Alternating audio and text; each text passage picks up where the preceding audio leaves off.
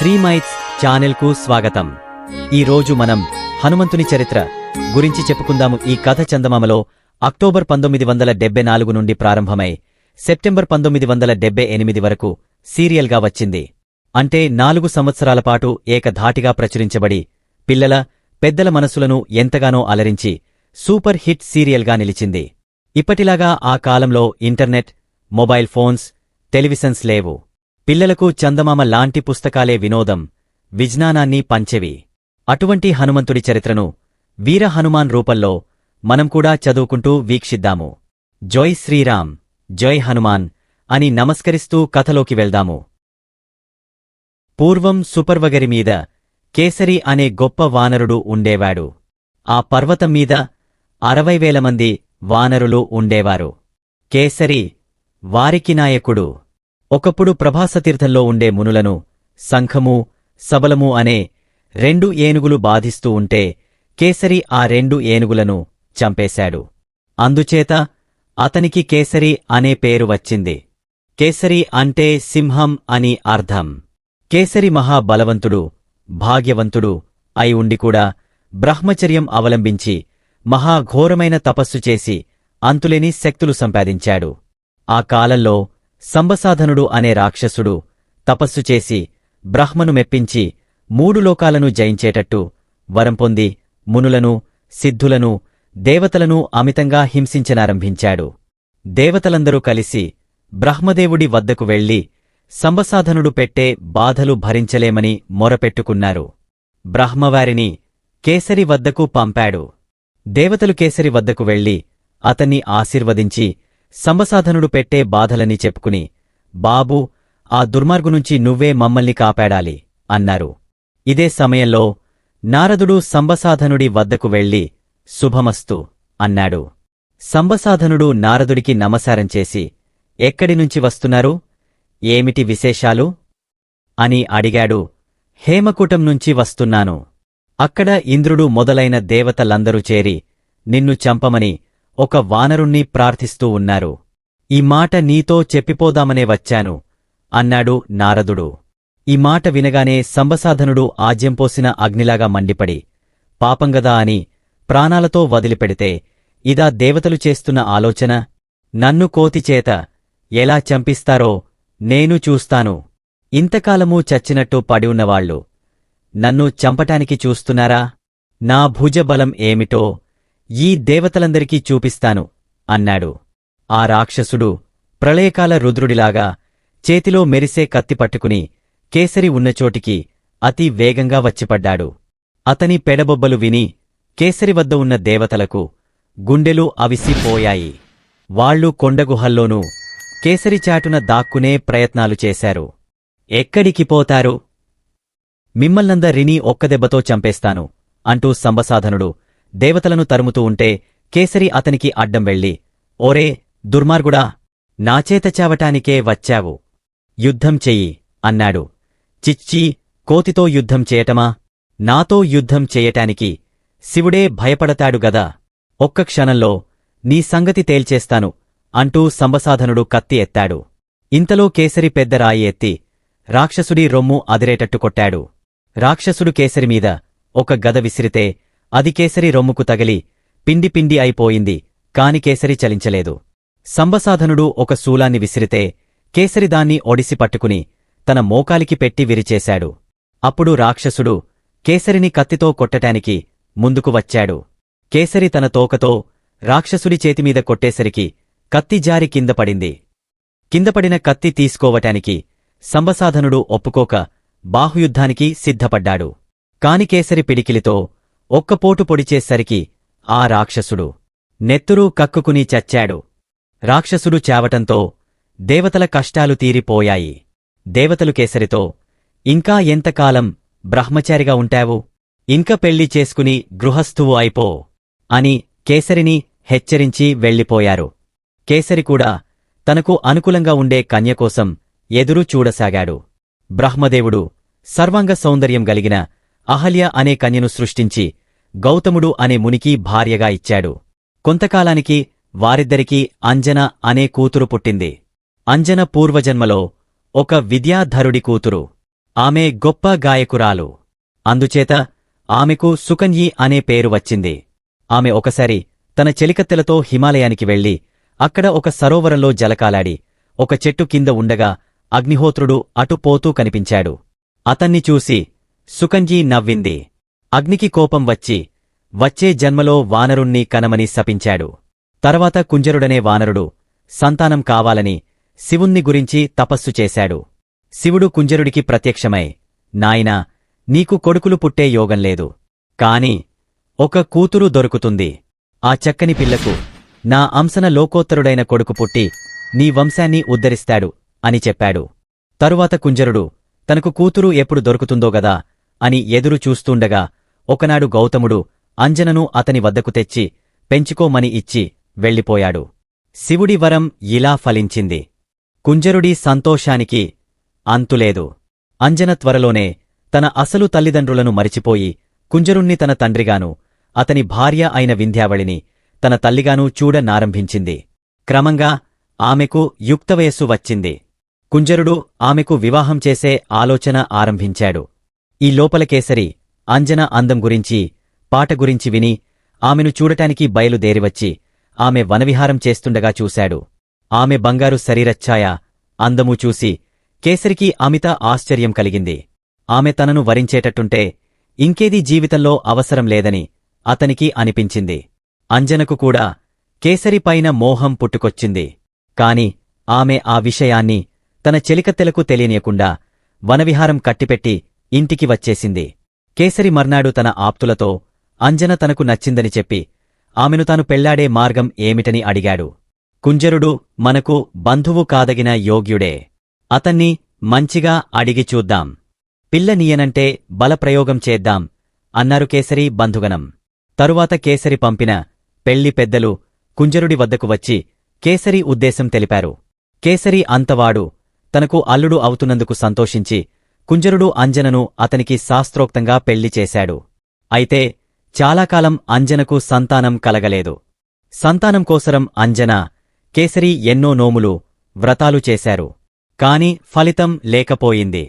చివరకు అంజన పిల్లల కోసం వాయుదేవుణ్ణి గూర్చి తపస్సు చేయ నిశ్చయించింది. కేసరి అందుకు సమ్మతించి పుంజకస్థలం అనే చోట ఆమెను తపస్సు చేయమన్నాడు. అలాగే అంజన వాయుదేవుణ్ణి ధ్యానిస్తూ తపస్సు ప్రారంభించింది. చివరకు వాయుదేవుడు కరుణించి తాను చాలా కాలంగా మోస్తున్న శివుడి తేజస్సును ఒక పండు రూపంలో తెచ్చి అంజన ముందు పెట్టి వెళ్ళిపోయాడు. అంజన ఆ పండు తిని గర్భవతి అయింది. ఆమె తనలో గర్భచిహ్నలు నానాటికి ఎక్కువ అవుతూ ఉండటం చూసి ఆశ్చర్యపడి ఆందోళన చెందింది. ఒంటిగా తపస్సు చేసుకునే స్త్రీకి గర్భం ఎలా కలుగుతుంది? ఈ సంగతి తెలిస్తే నలుగురు ఏమంటారు? ఆమెకు ఏమి చెయ్యాలో తోచలేదు. ఇంతలో ఆకాశం నుంచి అశరీరవాణి ఇలా పలికింది. అమ్మాయి, విచారించకు. ఒకప్పుడు శివుడు వానర రూపంలో ఉండి తన తేజస్సును వాయుదేవుడికి ఇచ్చాడు. వాయుదేవుడు దాన్ని నీకు పండు రూపంలో ఇచ్చాడు. దాన్ని నువ్వు తినటం చేత సాక్షాత్తు ఆ శివుడే నీ గర్భంలో పెరుగుతున్నాడు. నీకు గర్భం కలగటానికి వాయువు సహాయపడ్డాడు గనక ఆ కుర్రవాడు వాయుసుతుడుగా ప్రఖ్యాతి పొందుతాడు. 3 లోకాలలోనూ అంతులేని కీర్తి సంపాదిస్తాడు.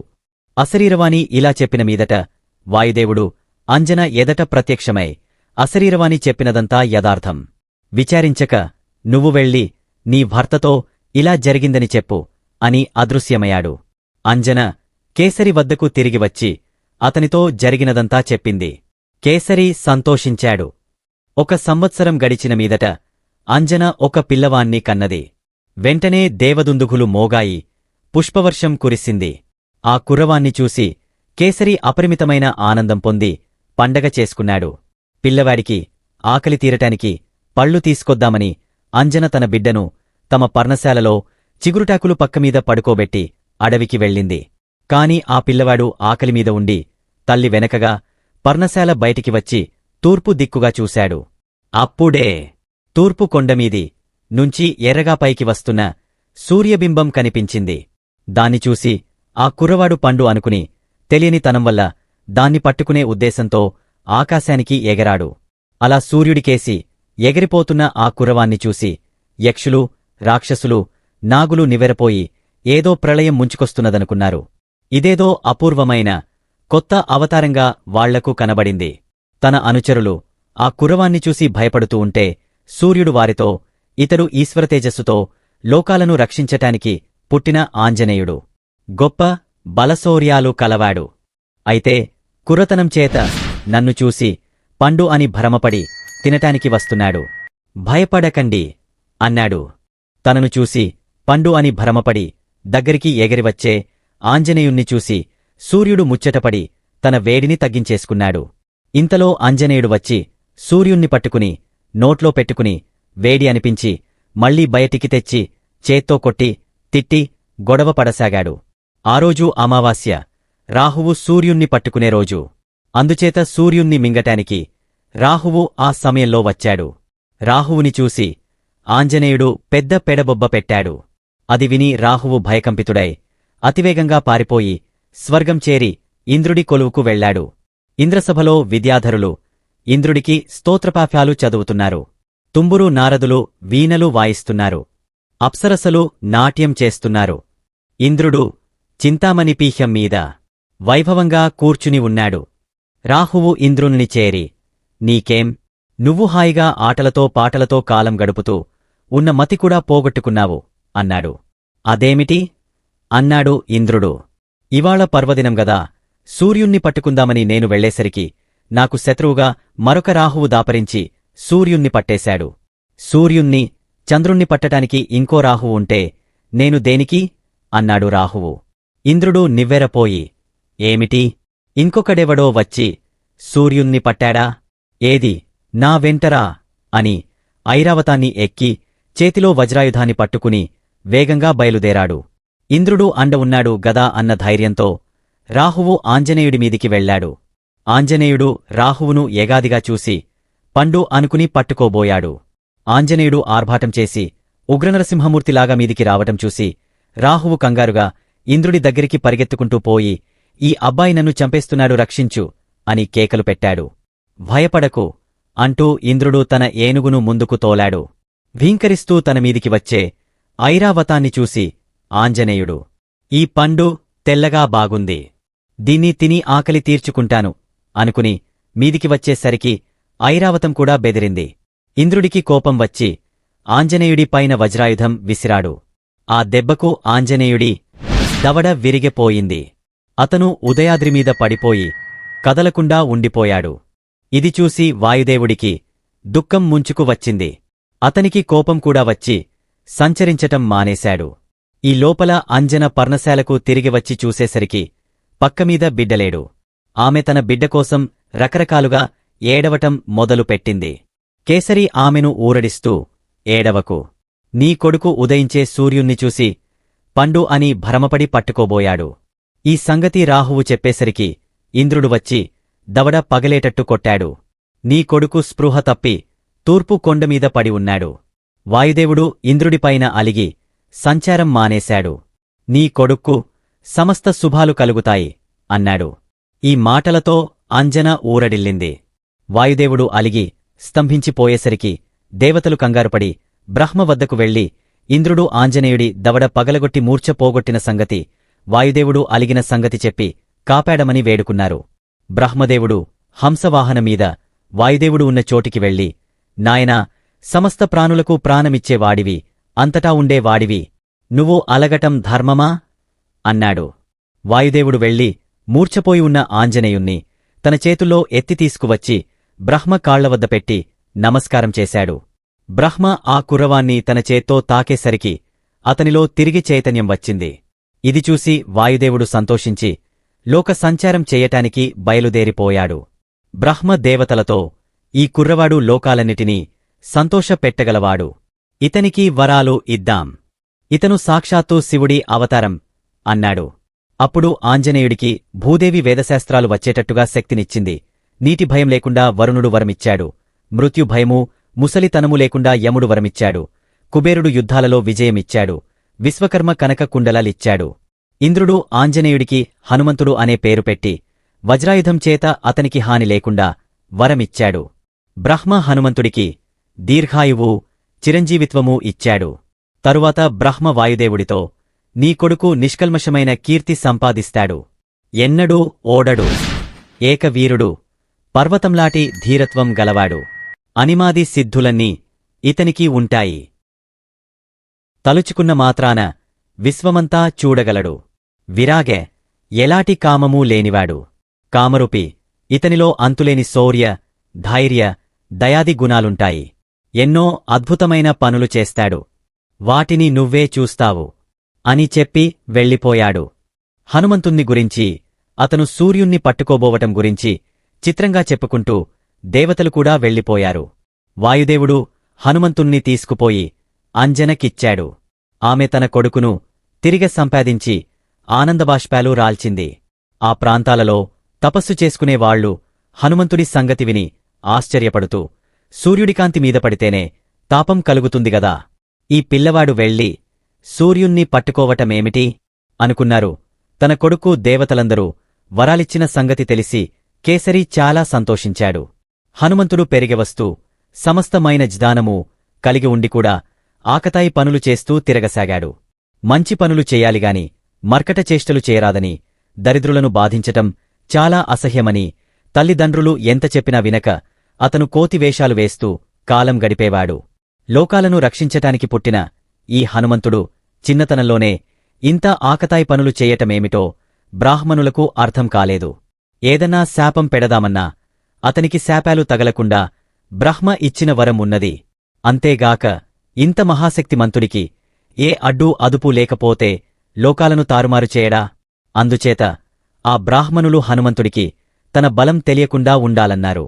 వెంటనే హనుమంతుడు సాత్వికుడుగా మారిపోయాడు. కొడుకులో ఈ మార్పు చూసి అంజన, కేసరి తృప్తిపడ్డారు. సుగ్రీవుడి వద్ద మంత్రిత్వం. కొంతకాలం గడిచింది. ఒకనాడు అంజన హనుమంతుడితో, నాయనా, కిష్కింధలో వాలి, సుగ్రీవులని ఇద్దరూ అన్నదమ్ములున్నారు. మా తల్లి అయిన అహల్య రహస్యంగా వాళ్లను ఇంద్రుడికి, సూర్యుడికి కన్నది. ఆ సంగతి తెలిసి మా తండ్రి గౌతముడు వారిని వానరులు కమ్మని శపించాడు. అందుచేత వాళ్లు నీకు మేనమామలు. నువ్వు కిష్కింధకు వెళ్ళి సుగ్రీవుడి అండచేరు. ఏ కారణం చేతనైనా వాలి సుగ్రీవుల మధ్య వైరం వస్తే నువ్వు వాలిని చంపేవు సుమా అని అన్నది. హనుమంతుడు తల్లికి నమస్కరించి సెలవు తీసుకుని కిష్కింధకు వెళ్లాడు. వాలి సుగ్రీవులు అతన్ని ఆదరించారు. అతను సుగ్రీవుడికి మంత్రిగా ఉండనారంభించాడు. అతనికి వేదాలు, శాస్త్రాలు నేర్చుకోవాలని కోరిక కలిగింది. ఒకనాటి ఉదయం హనుమంతుడు కాలకృత్యాలు తీర్చుకుని సూర్యుడు ఉదయించే సమయానికి గగనమార్గాన ఎగరి సూర్యుడి వద్దకు వెళ్లి నమస్కారం చేశాడు. సూర్యుడు సంతోషించి, సంకల్ప సిద్ధిరస్తు, ఏం నాయనా, ఏం పనిమీద వచ్చావు అని అడిగాడు. అయ్యా, వేదశాస్త్రాలు నేర్చుకోవటానికి వచ్చాను అన్నాడు హనుమంతుడు. బాగానే ఉంది. కాని నేను మేరు పర్వతం చుట్టూ అతివేగంగా తిరుగుతూ ఉంటాను. నానుంచి శాస్త్రం నేర్చుకోవటం చాలా కష్టం అవుతుందే అన్నాడు సూర్యుడు. దానికి హనుమంతుడు, మహాత్మా, ఉదయపర్వతమీద ఒక కాలు, అస్తమయపర్వతమీద ఇంకొక కాలు పెట్టి మీ వద్ద చదువుకోమన్నారా, లేక మీకు ముందు నడుస్తూ చదువుకోమన్నారా అని సూర్యుణ్ణి అడిగాడు. సూర్యుడు ఈ మాటకు సంతోషించి, నాయనా, నీ వంటివాడు సృష్టిలో మరెవడూ లేడు. 2 కొండలమీద పాదాలుంచి నిలబడు, దేవతలు చూసి ఆనందిస్తారు అన్నాడు. వెంటనే హనుమంతుడు సూర్యుడికి ప్రదక్షిణ నమస్కారాలు చేసి తన శరీరాన్ని నక్షత్రాల కన్నపైగా ఉండేటట్టు పెంచి అన్ని దిక్కులూ ఆక్రమించి బ్రహ్మాండం నిండేటట్టు చేశాడు. ఆ అవతారం చూసి బ్రహ్మదేవుడే నివ్వెరపోయాడు. మునులు, దేవతలు హనుమంతుణ్ణి చూసి నమస్కారాలు చేశారు. సూర్యుడు పొందిన అద్భుతం అంతా ఇంతా కాదు. ఆయన హనుమంతుడితో, ప్రత్యక్ష రుద్రావతారుడివి, నాకు కీర్తి కలిగించటానికి వచ్చావేగాని నేను నీకు ఏం ఉపదేశించగలను అన్నాడు. హనుమంతుడు వినయంగా, మహాత్మా, మీరు ఇలా అనవచ్చునా? వేదాలకు మూలమైనవాడివి. నన్ను శిష్యుడుగా చేసుకుని దయతో వేదత్రయం బోధించు అంటూ తన మామూలు రూపం ధరించి సూర్యుడి రథానికి ఎదురుగా నిలబడ్డాడు. సూర్యుడు గడియకు 9,70,000 యోజనాల వేగంతో నడుస్తాడు. అంత వేగంతోనూ హనుమంతుడు ఎగురుతూ సూర్యుడికి ఎదురుగా నిలబడి నేర్చుకోవలసినదంతా స్మృతి పురాణాలతో సహా నేర్చుకున్నాడు. చదువు పూర్తికాగానే సూర్యుడికి నమస్కారం చేసి సెలవు పుచ్చుకుని కిష్కింధ వెళ్లి తన సంగతులన్నీ చెప్పాడు. సుగ్రీవుడు హనుమంతుడి పట్ల హెచ్చు ప్రేమ కలిగి అతన్ని తన వద్దనే ఉంచుకున్నాడు. వాలి సుగ్రీవులు చాలా అన్యోన్యంగా ఉండేవారు. వారిని పెంచిన తండ్రి రుక్షవృజుడు చనిపోయినాక వానరరాజ్యానికి వాలిరాజు, సుగ్రీవుడు యువరాజు అయ్యారు. వాలి బలపరాక్రమాలు సాటిలేనివి. అతనితో యుద్ధం చేసి ఎవరూ గెలవలేరు. రాజులందరినీ జయించిన మదంతో రావణుడు ఒకసారి వాలి వద్దకు వచ్చి అతన్ని యుద్ధానికి పిలిచాడు. వాలి రావణాసురుడితో యుద్ధం చేసి అతన్ని చావ చితకగొట్టేశాడు. తరువాత రావణుడు వాలితో స్నేహంగా ఉంటూ వచ్చాడు. తరువాత వాలిని యుద్ధానికి పిలిచినవాడు దుందుభి అనే రాక్షసుడు. వాడు మదించి హేమవంతుని యుద్ధానికి పిలిచాడు. హేమవంతుడు దుందుభితో, బాబూ, నీతో యుద్ధం చేసే శక్తి నాకు లేదు. నీతో యుద్ధం చేయగలవాడు వాలి ఒక్కడే. నువ్వు మధువనానికి వెళ్ళి అతన్ని యుద్ధానికి పిలు, తప్పక వస్తాడు అన్నాడు. ఆ మాట విని దుందుభి మధువనానికి వచ్చి ఆ వనాన్ని ధ్వంసం చేస్తూ ఆ వాలిని యుద్ధానికి పిలిచాడు. మధువనం కిష్కింధకు బయట ఉన్నది. వాలి దుందుభి పిలుపు వినివచ్చి యుద్ధంలో వాణ్ణి చంపి వాడి శరీరాన్ని విసిరివేశాడు. దుందుభి కళేబరం దూరాన ఉన్న ఋష్యముఖ పర్వతం మీద పడింది. వాడి రక్తం ఆ పర్వతం మీద తపస్సు చేసుకుంటున్న మతంగ మహాముని మీద పడింది. ఆ ముని కోపించి వాలి ఋష్యముఖ మీదికి వస్తే అతని తల పగిలిపోతుందని శాపం పెట్టాడు. తరువాత వాలికి దుందుభి కొడుకైన మాయావితో వైరం వచ్చింది. దుందుభిని వాలి చంపి ఉండటమేగాక ఒక స్త్రీ విషయంలో కూడా మాయావికి వాలికి వైరం ఏర్పడింది. ఒకనాటి అర్ధరాత్రి మాయావి కిష్కింధ నగరద్వారం వద్దకు వచ్చి పెడబొబ్బలు పెట్టుతూ వాలిని యుద్ధానికి పిలిచాడు. నిద్రపోతున్న వాలి లేచి శత్రువు దర్పం సహించలేక వాడితో యుద్ధానికి బయలుదేరాడు. సుగ్రీవుడు వాలి భార్య అయిన తార వద్దని వారించబోయారు. కాని వాలి వినలేదు. వాలిని ఆపలేక సుగ్రీవుడు కూడా అతని వెంట బయలుదేరాడు. అన్న దమ్ములిద్దరూ వస్తూండటం చూసి మాయావి భయపడి పారిపోసాగాడు. వాలి, సుగ్రీవులు అతన్ని తరుముకుంటూ వెళ్లారు. మాయావి వారిని చాలా దూరం తీసుకుపోయి ముళ్లకంపలు కప్పి ఉన్న ఒక కొండ బిలంలో ప్రవేశించాడు. నేను మాయావిని హతమార్చివచ్చినదాకా నువ్వు ఇక్కడే ఉండు అని సుగ్రీవుడితో చెప్పి వాలి బిలంలోకి ప్రవేశించాడు. వాలి ఎంతకూ తిరిగ రాకపోయేసరికి అతను చచ్చిపోయాడేమోనని సుగ్రీవుడికి భయం వేసింది. ఇంతలో బిలంలోనుంచి నురుగుతో కూడిన రక్తం బయటికి రాసాగింది. బిలలోనుంచి వచ్చే ధవనులు రాక్షసుడివిగా అతనికి వినిపించాయి. సుగ్రీవుడు తన అన్నకోసం దుఃఖిచి ఆ బిలానికి కొండరాయి అడ్డం పెట్టి అన్నకు జలతర్పణాలు విడిచి కిష్కింధకు తిరిగి వచ్చాడు. వానరులు అతన్ని రాజుగా అభిషేకించారు. అయితే వాలి మాయావి చేతిలో చావలేదు. తానే మాయావిని చంపి తిరిగి వచ్చాడు. తిరిగి వచ్చిన వాలికి సుగ్రీవుడు గౌరవంగా నమస్కారం చేశాడు. వాలి సుగ్రీవుణ్ణి ఆశీర్వదించక అతన్ని కోపంగా చూసి తిట్టిపోశాడు. సుగ్రీవుడు నువ్వే రాజువు, నేను యువరాజును. తన కిరీటం తీసి వాలి పాదాల వద్ద పెట్టి నన్ను అపార్థం చేసుకోకు అన్నాడు. అతనికి సాష్టాంగ నమస్కారం చేశాడు. వాలి కోపం పోగొట్టటానికి సుగ్రీవుడు, ఆహా అన్నా, నువ్వు శత్రువును చంపి తిరిగిరావటం నా మహాభాగ్యం. అంతకన్నా మాకందరికీ సంతోషం ఏమున్నది? నేను బిలం దగ్గర ఎంతోసేపు నిలబడ్డాను. అందులోనుంచి రక్తం బయటికి వచ్చినప్పుడు నాకు కలిగిన దుఃఖం ఏమని చెప్పను? అప్పుడా బిలాన్ని కొండరాయితో కప్పిపెట్టి కిష్కింధకు తిరిగి వచ్చాను. నేను రాజ్యాభిషేకం కోరలేదు. పౌరులు, మంత్రులు రాజుండాలని పట్టుబట్టి నాకు రాజ్యాభిషేకం చేశారు. ఇప్పుడు నువ్వే రాజువు, నేను యువరాజును. నన్ను అపార్థం చేసుకోకు అన్నాడు. కాని సుగ్రీవుడి మాటలను వాలి వినిపించుకోలేదు. అతను అందరిని పిలిచి వారి ఎదట సుగ్రీవుణ్ణి నానా మాటలు అన్నాడు. వీడు, నేను మాయావిని తరుముకుంటూ వెళ్ళాం. మాయావి ఒక భయంకరమైన బిలంలో దూరాడు. వాణ్ణి చంపిగాని కిష్కింధకు తిరిగరానని శపథం చేసి ఈ సుగ్రీవుణ్ణి బిలద్వారం వద్దనే ఉండమని చెప్పి లోపలికి వెళ్లాను. బిలంలో నాకు మాయావి ఒకంతట దొరకలేదు. శ్రమపడి వాణ్ణి వెతికి పట్టుకుని చంపి వాడివాళ్లనందరినీ చంపి తిరిగి వచ్చేసరికి బిలద్వారం కూడా నాకు కనిపించలేదు. సుగ్రీవా అని కేకలు పెట్టితే జవాబులేదు. ఈ దుర్మార్గుడు రాజ్యం కోసం ఆ బిలాన్ని మూసి నన్ను బయటికి రాకుండా చేద్దామనుకున్నాడు. బిలానికి అడ్డంగా ఉన్న రాతిని తన్ని పగలగొట్టి వచ్చేశాను.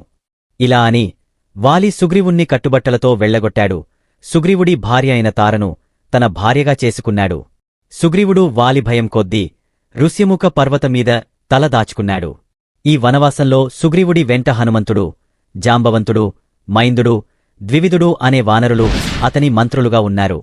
సుగ్రీవుడి వెంట ఉంటున్న సమయంలోనే హనుమంతుడికి రాముడితో పరిచయం కలిగింది. సుగ్రీవుడికి రాముడితో స్నేహం ఎలా కుదిరింది, హనుమంతుడు రామలక్ష్మణులను ఏ విధంగా సేవించాడు అనే విషయాలు వచ్చే ఎపిసోడ్లో చెప్పుకుందాము. ఈ కథ మీకు నచ్చినట్లయితే వెంటనే సబ్స్క్రైబ్ చేయండి, లైక్, షేర్, కామెంట్ చేయండి.